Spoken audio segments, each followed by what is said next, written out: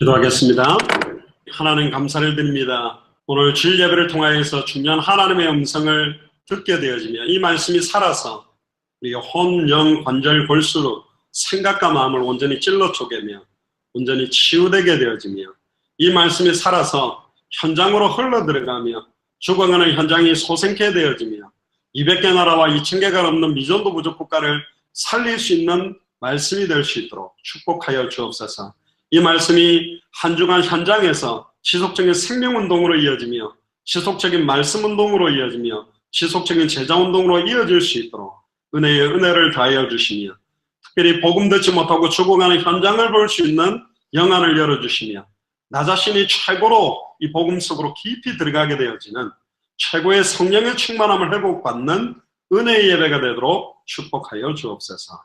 감사를 드리며 승리하신 주 예수 그리스도 이름으로 기도드리옵나이다. 아멘. 네, 오늘 제목이 실족한 세례 요한입니다. 여러분들은 좀 실족을 해보셨습니까? 최근 이 한국교회, 특히 한국 많은 성도들이 많이 실족하는 것 같아요. 그래서 많이 교회도 옮겨 다니고 방황하는 분들도 많고 또 목회자들도 실족하는 목회자들이 많은 것 같아요. 그럼 왜 실족을 할까? 그런데 오늘 본문에 나오는 세례 요한은 모태에서부터 성령 충만했던 사람입니다. 여러분들은 혹시 모태에서 성령 충만하셨습니까? 어머니한테 물어보세요. 어머니, 내가 태 안에 있을 때부터 성령 충만했나요? 어머니 배도 발로 뻥뻥 안 차고 얌전하게 있었나요? 저도 이제 아들들, 딸들 낳아보니까 진짜로 이게 애기 만삭일 때 안에서 이렇게 톡톡 참 배가 톡톡톡 이렇게 하고 다리를 톡 튀어나온 거 톡 치면 발이 톡 들어가고 그래요.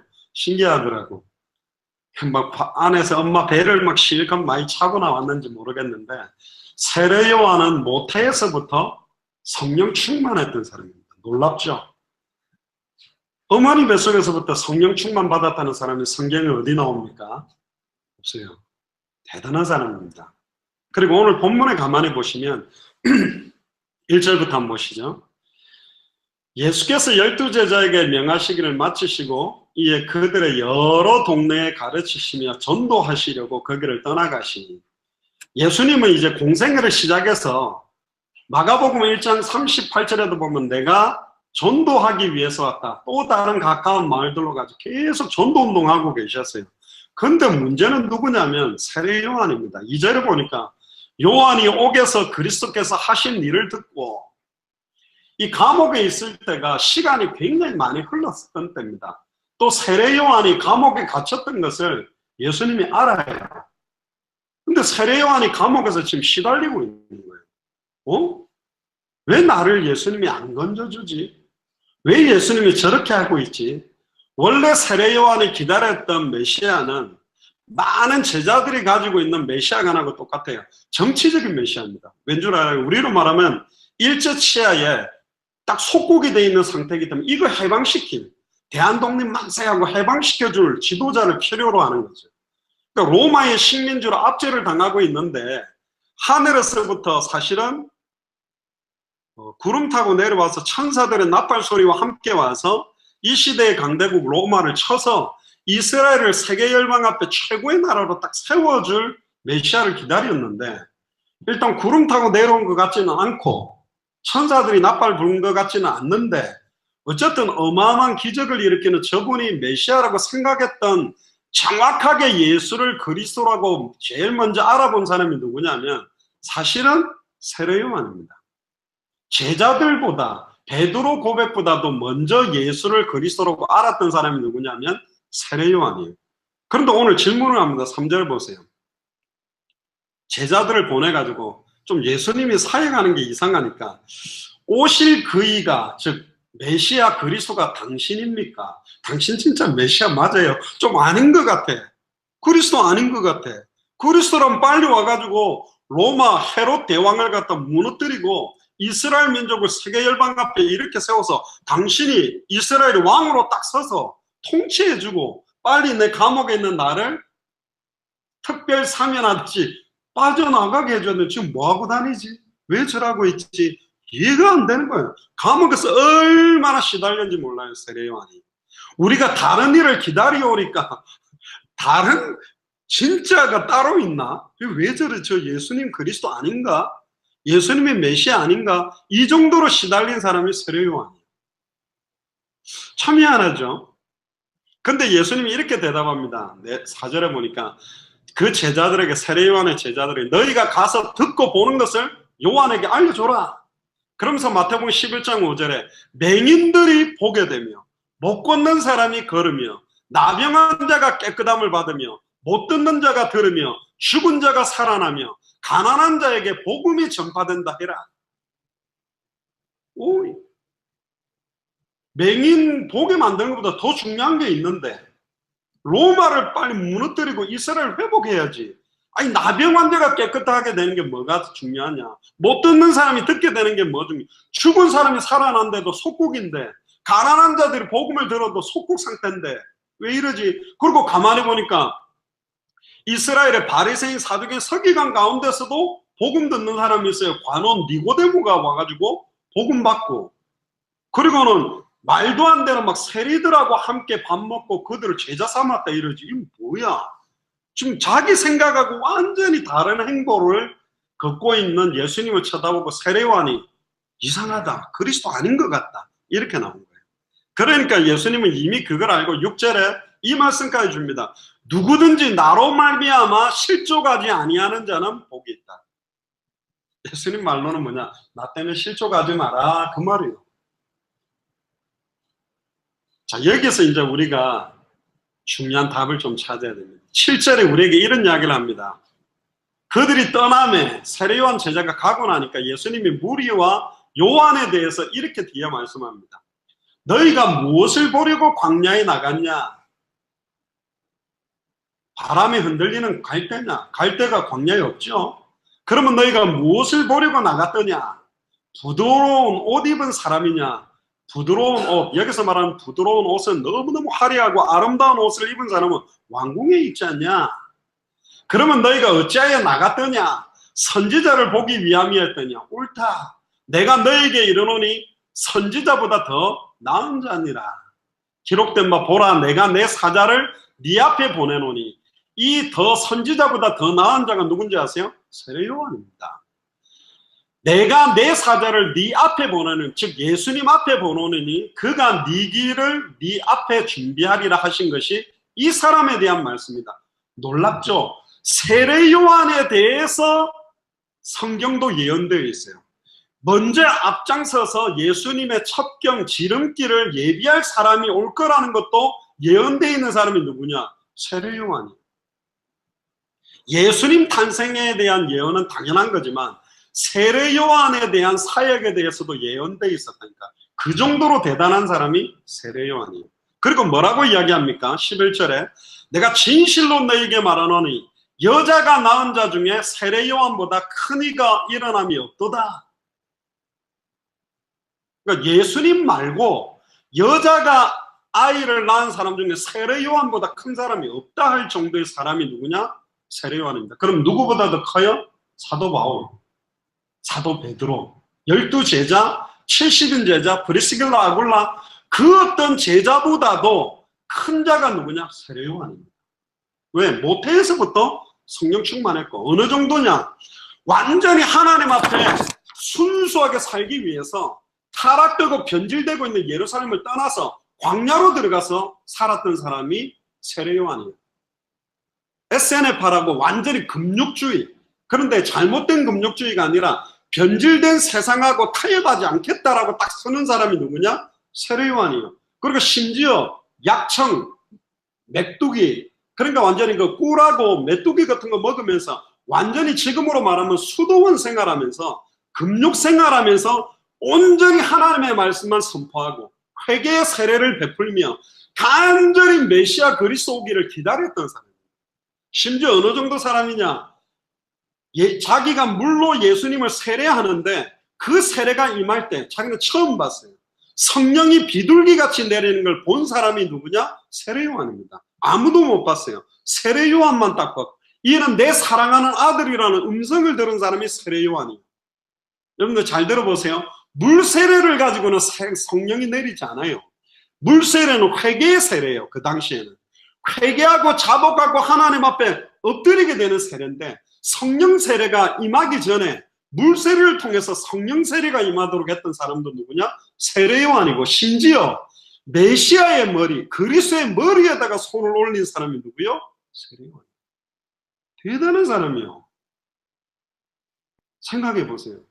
여러분들 떠올리는 뭐 유명한 목사님 계십니까? 그 목사님 머리에다가 손 딱 얹고 여러분들이 기도해 줬다, 이렇게 되는 거예요. 말이 됩니까?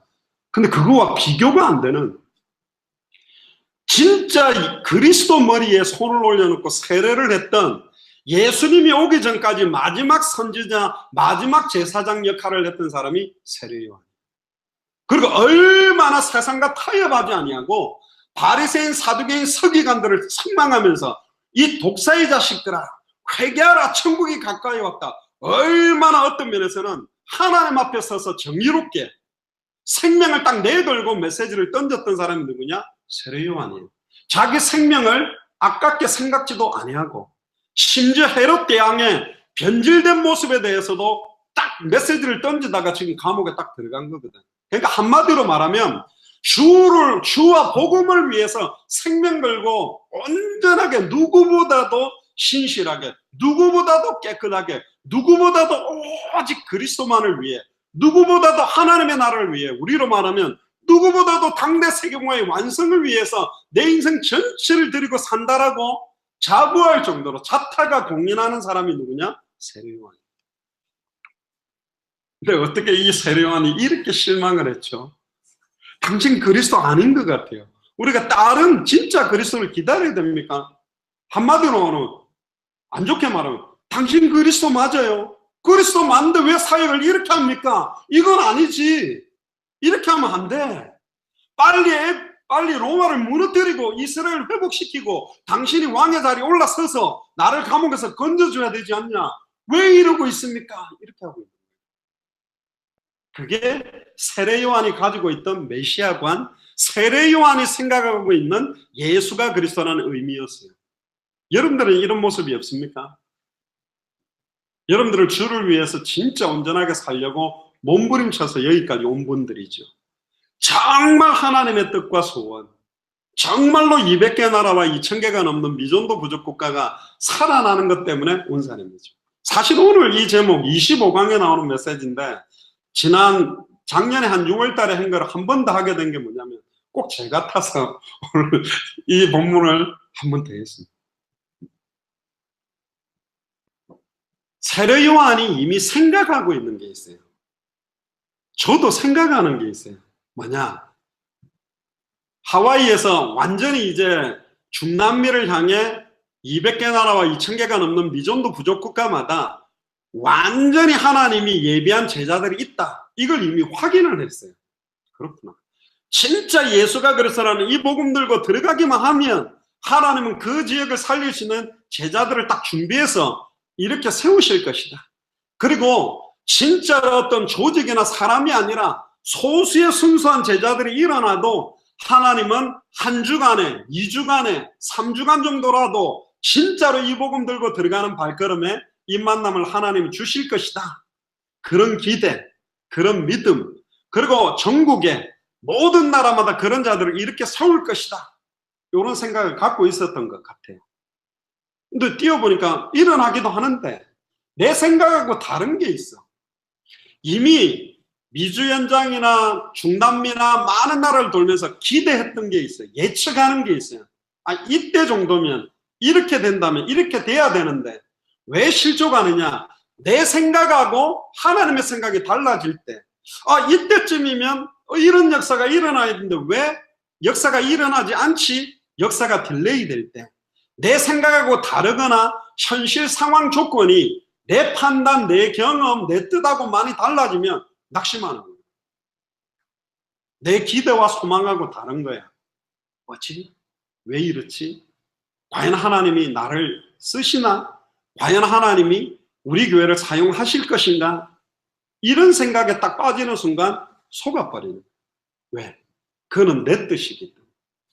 세례 요한이 그렇게 모태에서부터 성령 충만했고 인류의 모든 죄를, 세상 죄를 지고 가는 어린 양 되시는 그리스도 머리에 얹는 기도까지 한 사람이지만, 세례 요한이 가지고 있는 예수가 그리스도라고 생각하는 중요한 자기 생각, 자기 기준, 자기 틀에서 모든 것들을 아직도 보고 있는 거예요. 그것까지도 버려야 돼요. 근데 세례 요한은 또 어느 정도냐? 뒤에 본문에 보면 세례 요한이 처음 와가지고 막 사역을 하니까, 우와, 세례 요한 당신이 그리스도 혹시 아닙니까? 그러니까 나는 그리스도 아니다. 나는 내 뒤에 오실 그리스도의 길을 예비하는 자다. 심지어 뒤에 오실 분에 나는 신발끈을 푸는 것도 도저히 감당하지 못한다. 심지어 자기 제자들이 예수님의 메시지에 은혜 받고 따라가니까 그는 흥하여야 되겠고 나는 쇠하여야 된다고 그 제자들도 예수님을 따라가라고 완전히 밀었던 사람이에요. 그런데 정작 감옥 안에서 뭐하고 있어요? 낙심하고 있어. 실족해가지고 이쯤 했으면, 이 정도면 나를 건져야 되는데, 자기가 할 수 있는 최선은 다한 거야. 모든 거 양보하고 모든 거 할 수 있는 거 다 했는데, 이게 스토리가 약간 이상하게 가요. 자기에 대해서 물어보지도 않아, 예수님이. 아니, 인간적으로 자기한테 세례를 또 해주고, 원래 그 임직식 같은 거나 뭐 이렇게 막 하면, 임직야비 하면 목사님들 수고하셨다고 기름값도 드리고 이러는데, 예수님은 기름값도 안 줬어. 세례 요한이 세례했는데도 불구하고 그거 제자들 데리고 역사 이렇게 나오고 전도만 하고 다니면서 세례 요한에 대해서 관심도 안 두는 거예요. 섭섭한 거예요. 이게 뭐야?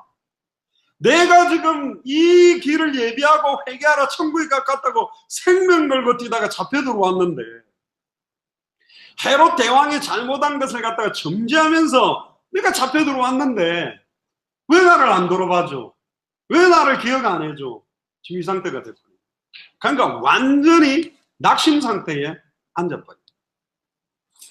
세례 요한은요, 사가랴와 엘리사벳 사이에서 태어났고, 잉태 전부터 이스라엘을 위해 많은 이스라엘의 자손을 하나님께 돌아올 거에 대한 예언에 대한 성취로 태어난 사람이 누구냐? 세례 요한입니다. 보통 사람이 아닙니다.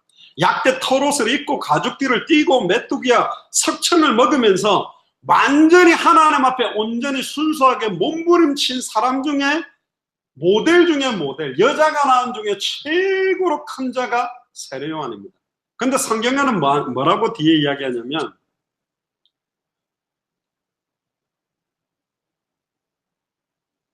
마태복음 11장 11절 후반절을 보면, 그러나 천국에서는 극히 작은 자라도 세례 요한보다 크니라고 그랬어요. 이상한 표현이 나와요. 근데 천국 가면 세례 요한이 제일 작은 자다 그랬어요. 약간 어려운 말이죠. 이 답도 오늘 찾아야 돼요. 그러면서 12절에 곧바로 메시지는 뭐라 그러냐? 세례 요한 때로부터 지금까지 천국은 침노를 당하나니 침노하는 자는 빼앗는다. 자, 여기서 이 내용에 대한 의미를 오늘 찾는 게, 오늘 이 메시지를 여러분들하고 나누려고 하는 굉장히 중요한 부분입니다.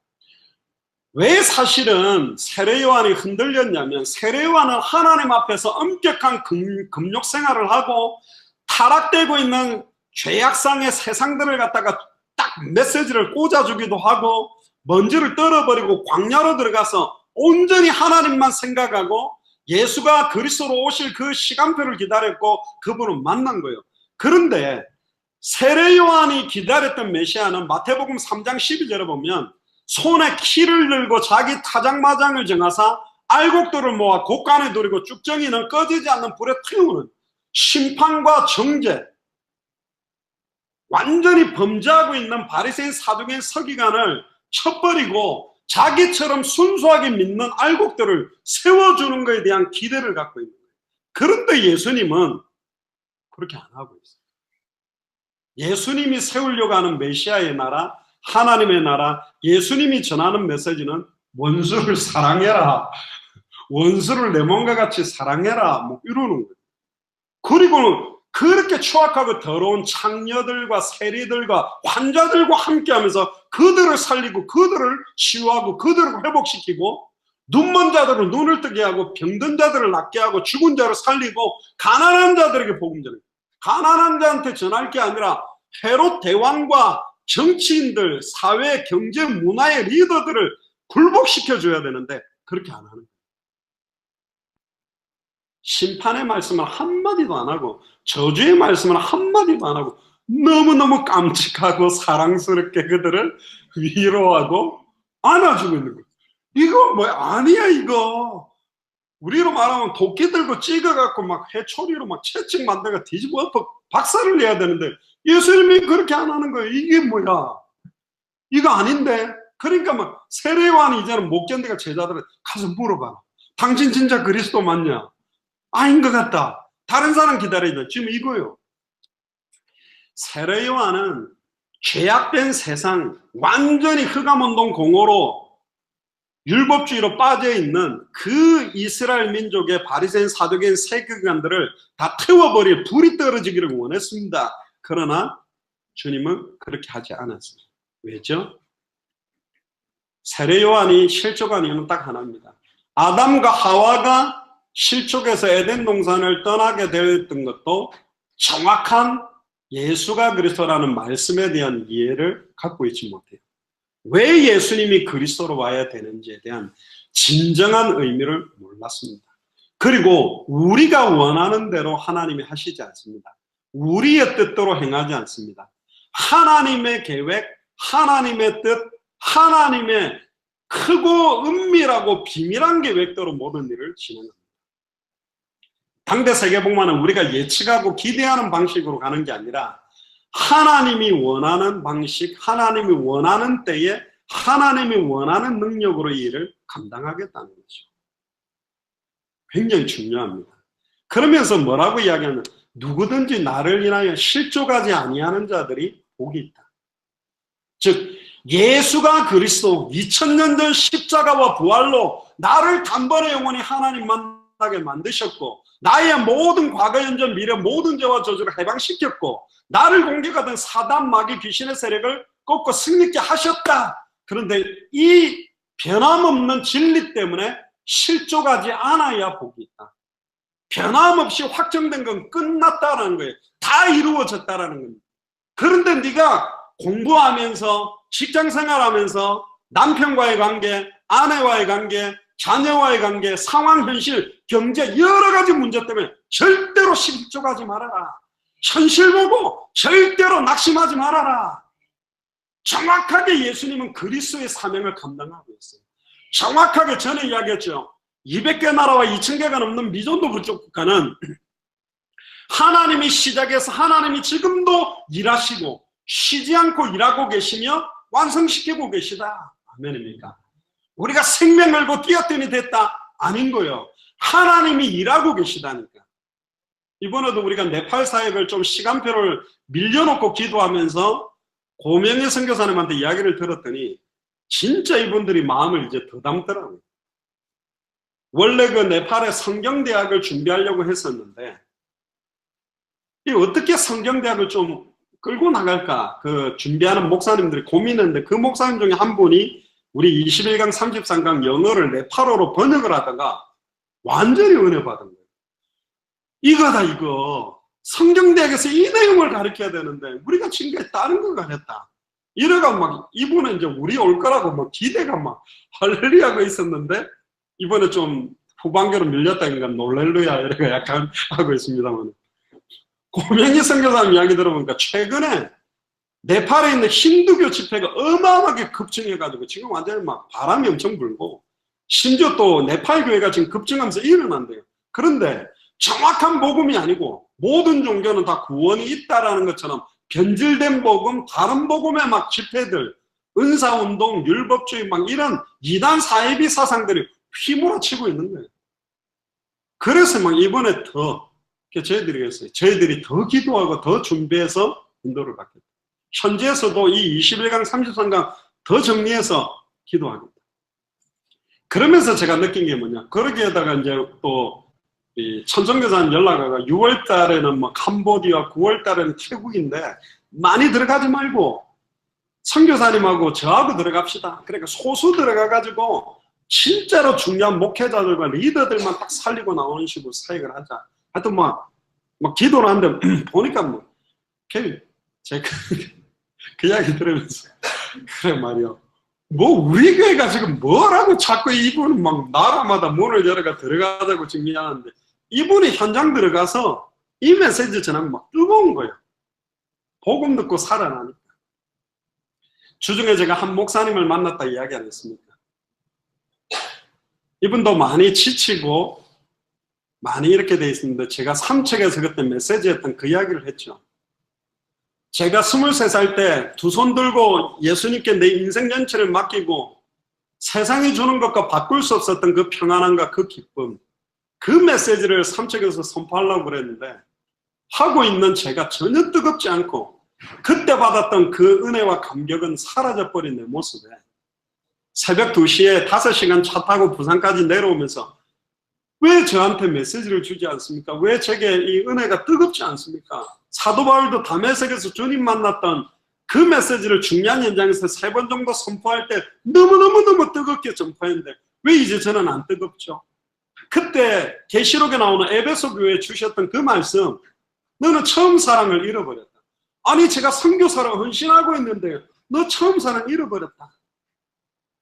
순수하게 아무도 돌아보고 있지 않는 현장, 한 영혼 한 영혼을 두고 몸부림치면서 그 영혼 살아날 때 막 그 영혼들이 복음 받지 못하고 시달리고 있을 때 안타까워하고 눈물 흘리고, 그거 위해서 뛰었던 네가 왜 이렇게 변질되어 있냐, 왜 이렇게 세속화되어 있느냐, 그게 제가 음성으로 들었거든요. 그때 막 엉엉 울면서 회개를 내려가면서 용서해 주세요. 저도 이렇게 변질되는, 저도 왜 이렇게 됐습니까?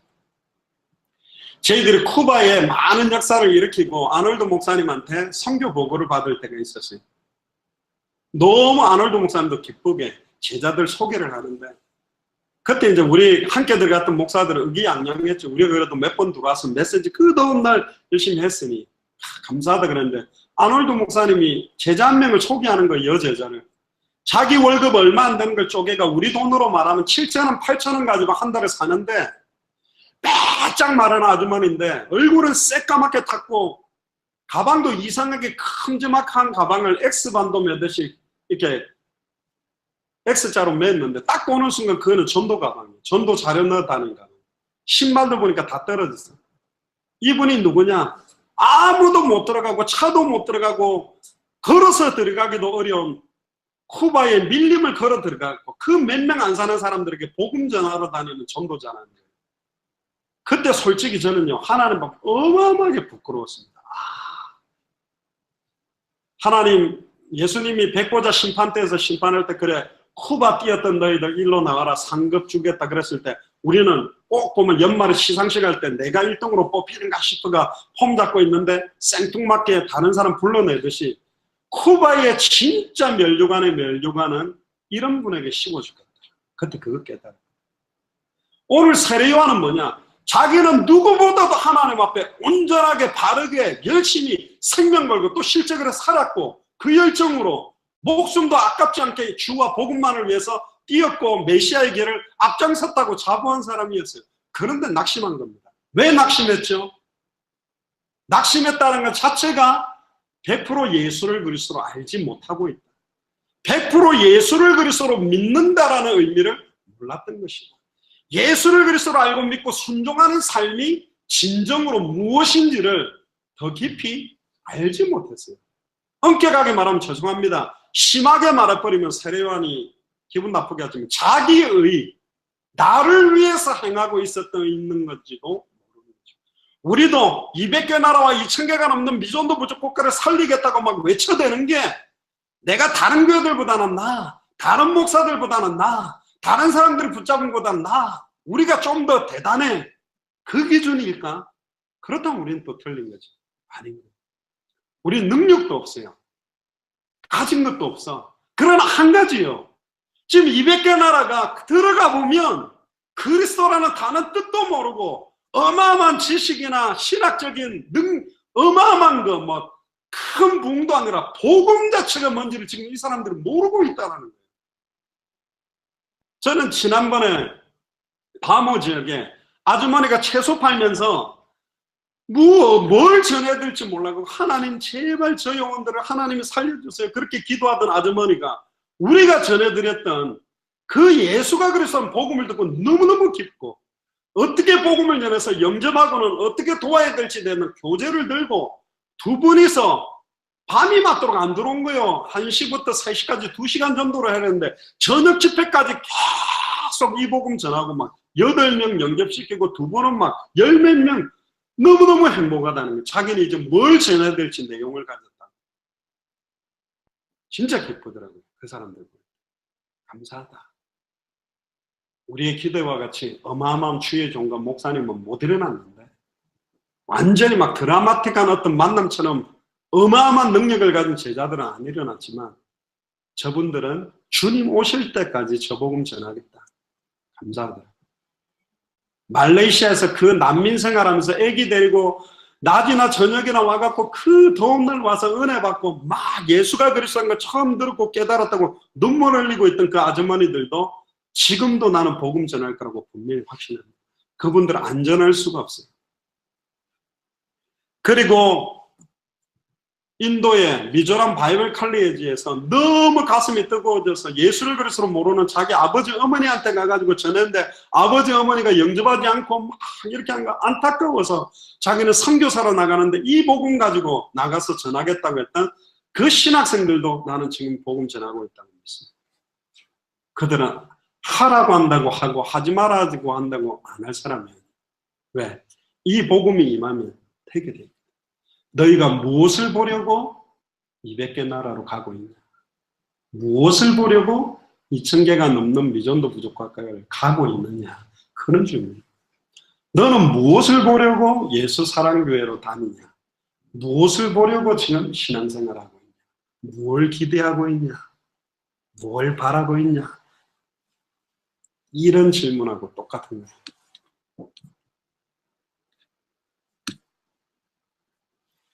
특히 중요한 게 12절입니다. 세례 요한 때로부터 지금까지 천국은 침노를 당한대.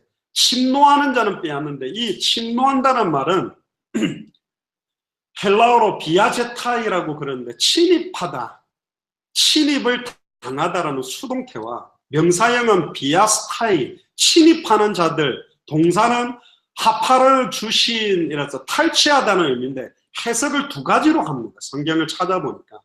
긍정적인 것은 하나님의 나라가 강력하게 침입해서 들어오고 그 하나님의 나라가 적극적으로 반응하는 사람들은 그 하나님의 나라 안으로 침입해서 들어가서 그 하나님 나라를 소유하게 된다라고 보는 각도가 있어요. 그런데 문제는 이걸 긍정적으로 비아제타이를 중간태로 이야기해서 이걸 긍정적인 의미로 사용하지 않아요. 부정적인 의미로. 하르파주신이란 말은 침노당한다는 말은 부정적으로 사용되는데 부정적인 거는 뭐냐? 하나님의 나라가 그 대적에 의해서 공격을 받고 있대요. 그래야 그 나라를 공격하는 자들이 그 나라에 속한 자들에게 다양한 고통을 주게 된다는 각도로도 해석하는데 주로 이 고통이에요. 우리는 천국을 침노하는 자가 침노하게 된다. 나는 천국에 막 상급을 쌓고 차지할 거야. 그러면 차지할 수 있다. 이렇게 많은 사람이 생각하지만 원어적 의미는 그 하나님의 나라가 침노당하고 있다는 거예요. 예수를 그리스도로 믿지 않는 자들에 의해서 교회가 침노를 당하고 있다는 거예요. 완전히 세례 요한처럼 믿고 있고 엘리야처럼 믿고 있고 예레미야처럼 믿고 있고 선지자 중에 하나처럼 믿고 있는 자들에 의해서 이 땅에 하나님의 나라인 교회가 완전히 침노당해 있고 택하신 자들도 미혹당하는 상태로 공격받고 있다는 거예요. 그러면 어떻게 해야 되냐? 이것과의 싸움입니다. 우리 후대들에게 진짜로 하나님의 나라가 정말 임해야 되는데 침노당하는 자들에 의해서 그 이미 하나님의 나라가 우리에게 임해서 우리가 하나님의 성전되었는데 우리의 성전이 지금 공격받고 있다는 거, 무너지고 있다는 거예요. 그거를 볼 수 있는 눈, 굉장히 중요한 이야기들을 합니다. 그러면서 13절에 뭐라 그러냐? 모든 선지자와 및 율법이 예언한 것이 요한의 때까지다. 요한 때까지 선지자, 제사장, 왕을 통해서 이뤘던 사역과 예수가 그리스도로 오시고 난 다음에 사역은 다르다. 구약시대 때는 특별한 선지자, 제사장, 왕을 선택해서 사용했지만 요엘서 2장 28절에 마지막 때는 내가 남종이나 여종이나 어린아이나 늙은이나 모든 육체의 성령을 물붓듯이 부어서 내가 예언하게 만들고 내가 환상을 보게 만들고 꿈을 꾸게 만들어서 이 나라를 살릴 것이다. 아멘입니까? 하나님 지금 우리를 불렀다는 말이에요. 우리를 쓰시겠다는. 그래서 세례 요한은 자기 생각 기준으로 하나님의 나라를 생각했지만 예수를 그리스도로 정확하게 알고 믿고 영접하고 순종해서 천국에 간 사람은 세례 요한이 가졌던 기준과 다른 기준으로 남은 생을 살았기 때문에 더 큰 자들이다. 그래서 세례 요한이 가장 낮은 자리에 있게 될 것이다. 내가 왜 왔는지를 너희들이 똑바로 알아라. 왜 하나님 만나는 길을 열어놨는지 이해해라. 왜 죄와 저주를 해방시켰는지, 왜 사단의 권세를 깨뜨렸는지 이해해라. 이걸 인간적으로 육신적으로 개인을 위해서 생각하지 말고 빨리 모든 족속을 쳐다봐봐라. 천하만민을 쳐다봐봐라. 땅끝을 봐봐라.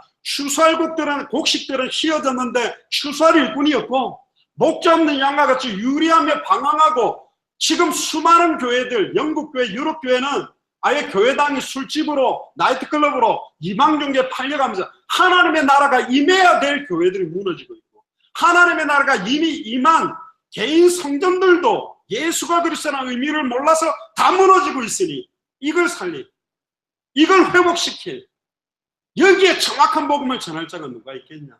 그것 때문에 주님이 지금 복음을 전하고 있습니다. 누구든지 주의 이름을 부르면 구원받는데 전해주는 사람이 없으니 못 듣고 듣지를 못하니까 못 믿고 못 믿으니까 못 부르고 있다. 누가 나를 위해 갈고 누가 나를 위해 갈고. 세례 요한은 자기 딴에는 구약 성경을 통해서 정말로 제대로 사역한다고 했지만 주님의 사역은 더 깊고 더 정확하고 더 선명한 사역을 하기 위해서 오신 거예요. 누구든지 주의 이름을 부르면 구원받다. 그렇게 나에게 이빨 갈리고 원수라고 보였던 바리새인이라 할지라도 사두개인이라 할지라도 서기관이라 할지라도 창녀라 할지라도 세리라 할지라도 주의 이름 부르는 순간 하나님을 만나고 죄와 저주에서 해방된다. 무조건적이라고 죄인들을 징벌하고 심판하고 불로 멸해버리기 위해서 오신 분이 아니라는 것을 주신 거예요. 결론입니다. 16절 17절에 보면 이 세대를 무엇으로 비유할꼬? 비유컨대 아이들이 장터에 앉아 제 동물을 불러 가로되 우리가 너희를 향하여 피를 불어도 너희가 춤추지 않고 우리가 애곡하여도 너희가 가슴을 치지 아니하였다 함과 같다. 이 말은 뭐죠? 현장이 죽어간다고 아무리 현장 갔다 온 사람들이 말을 해도 현장이 죽어가는 것에 대한 애통함도 없어져 버렸고 와 많은 영혼들이 살아났어요. 많은 영혼들이 복음 위해서 뛰었어요. 해도 그걸 정말로 기쁨과 그러니까 피리를 불면 하나님이 이렇게 역사하신 것에 대한 감사와 감격들도 없다.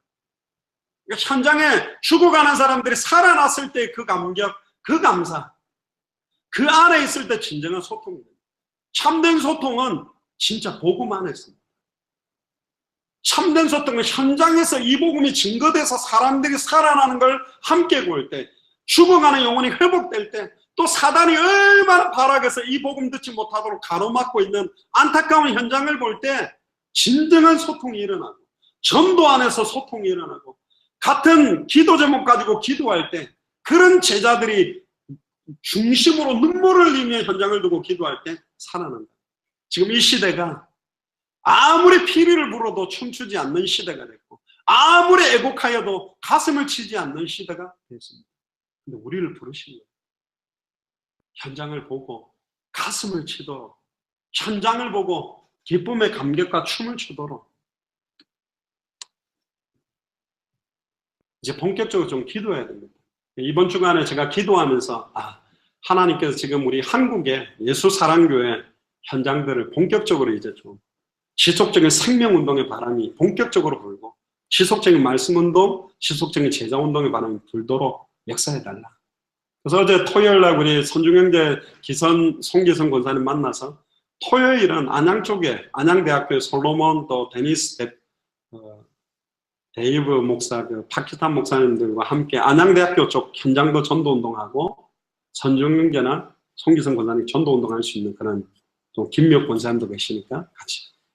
그리고 서울 쪽에서도 시간 정해서 전도운동할 수 있도록 해서 현장에 이제 계속 생명운동의 바람들이 일어나고 계속 말씀운동의 바람들이 일어나고 계속 제자운동의 바람들이 안팎으로 불어서 현장 살리는 그런 역사가 일어나도록 기도하고 있습니다. 절대로 실종하지 마세요. 실족이라는 말은 내 기준이기 때문에 그렇습니다. 내 생각 기준이기 때문에. 근데 하나님은 처음부터 창세전에 영세전에 우리를 열방의 선지자라, 태에서 나오기 전에 우리를 구별해서 내 말을 네 입에 두었다. 한마디도 땅에 떨어지지 아니하고 성취되는 말씀을 감히, 너무 감사하고 부끄럽지만 저와 여러분들의 입술에 두셨어요. 그 성경의 복음의 내용을, 그 성경의 전도운동의 방법을, 그 성경의 끝 다시 오실 그리스도에 대한 방향, 이것 때문에 남은 생을 한 번도 실족하지 않고 완전히 끝을 바라보고 온전히 임마누엘의 비밀을 누리며 영적 싸움에 승리하는 저와 여러분들이 되시는 최고의 남은 인생이 되기를 주의 이름으로 축복합니다. 혹시 또 실족했다, 괜찮아요. 벌떡 또 일어나면 돼요. 많이 자빠진 사람이 잘 일어나더라고요. 할렐루야.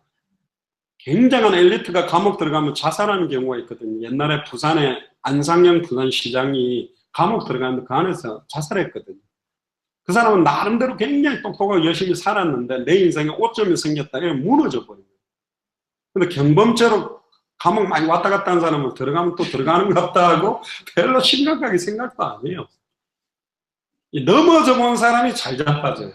잘 자빠진다면 자주 자빠지는 게 아니라 어떻게 자빠지면 덜 안 아프게 자빠지는 것도 알고 어떻게 하면 빨리 일어나는지도 알아요.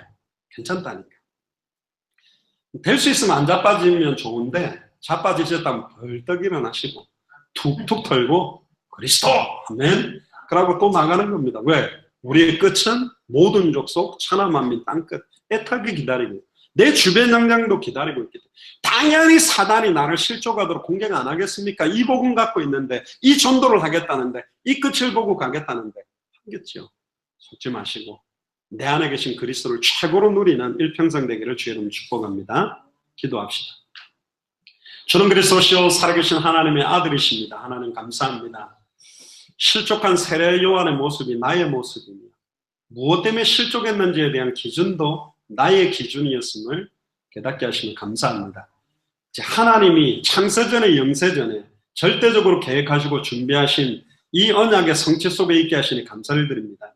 특별히 연결되어 있는 수많은 선교사님들과 열려져 있는 수많은 나라들을 능히 감당할 수 있도록 저희들에게 메시지를 주시며 저희들이 증인으로 서게 하시며 저희들에게 아버지 하나님 예수 사랑교회와 마라나타 미션을 철치가 이 일들을 능히 감당할 수 있는 준비가 될 수 있도록 은혜의 은혜를 다하시며 성령의 충만을 덧입혀 주옵소서. 특별히 우리 후대들과 중직자들과 교역자들을 하나로 묶어주셔서 온전히 이 일을 위해서 일평생을 온전히 주님 앞에 헌신하는 그런 삶이 되도록 역사하여 주옵소서. 감사를 드리며 2000년 전 십자가 부활로 모든 문제를 끝내시고 지금 우리와 함께 계시는 주 예수 그리스도 이름으로 기도드리옵나이다. 아멘.